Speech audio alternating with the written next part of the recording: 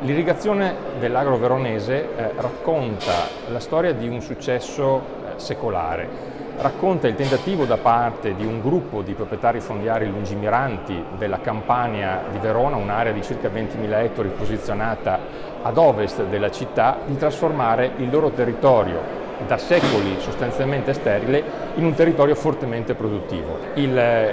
volume è stato costruito sugli archivi recentemente inventariati e ordinati del Consorzio di Bonifica Veronese. Sicuramente la concessione autografa di Napoleone Bonaparte risalente al 1806 è un documento straordinario, perché è il documento che in un certo senso segna il punto di partenza, cioè il fatto che l'autorità statale, in questo caso Napoleone I, Re d'Italia, conceda ai proprietari la possibilità di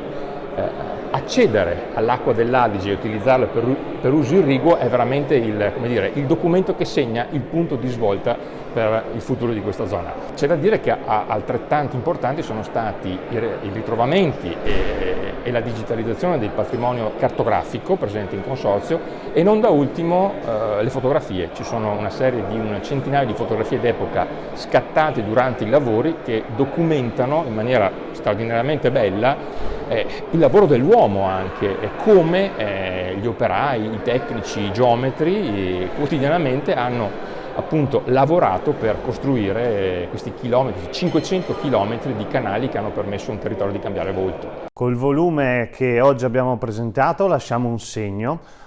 tangibile di quanto il Consorzio di Bonifica abbia significato e chiaramente lo sviluppo dell'irrigazione sul territorio veronese abbia portato non solo la crescita di quello che era il settore agricolo, ma la crescita di un intero tessuto imprenditoriale ed economico per la nostra provincia. Uno sviluppo sostenibile che continua ancora oggi attraverso i tanti progetti che siamo riusciti a finanziare, attraverso i vari strumenti messi a disposizione dall'Europa e poi erogati dallo Stato, e sarà la sfida del domani quella di gestire sempre meglio quella che è la risorsa idrica e raccontare quello che fa il Consorzio non solo all'utente ma anche al cittadino che abita la provincia di Verona, perché il Consorzio non fa solo irrigazione, fa ambiente, fa territorio, fa energia, ma soprattutto fa sviluppo di intere comunità e di interi paesi.